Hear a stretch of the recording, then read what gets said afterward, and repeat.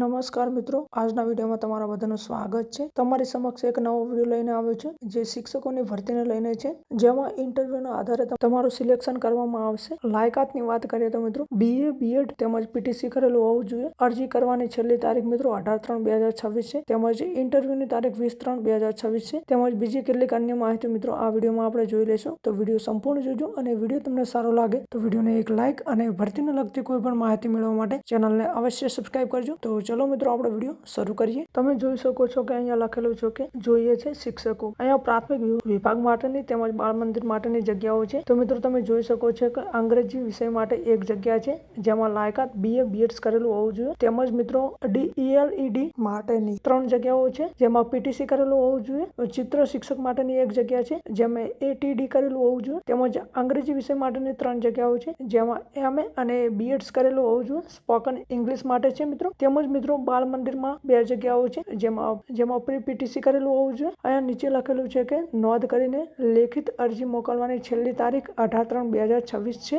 ને બુધવારે સાંજે 5 કલાક સુધી અરજી રૂબરૂમાં જ સ્વીકારવામાં આવશે। મિત્રો 18/3/2026 સુધી તમે અરજી કરી શકો છો, બુધવારે સાંજે 5 કલાક સુધી, અને અરજી રૂબરૂમાં જ સ્વીકારવામાં આવશે।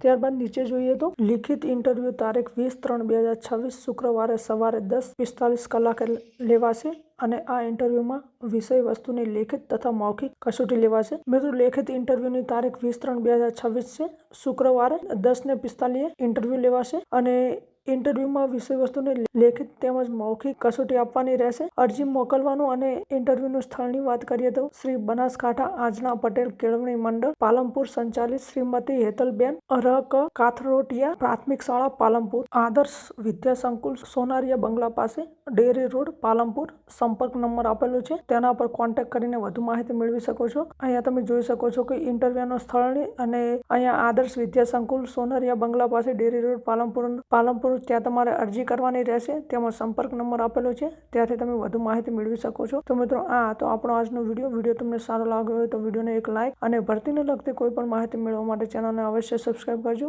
તો મળીએ મિત્રો નવા વિડીયોમાં। ધન્યવાદ।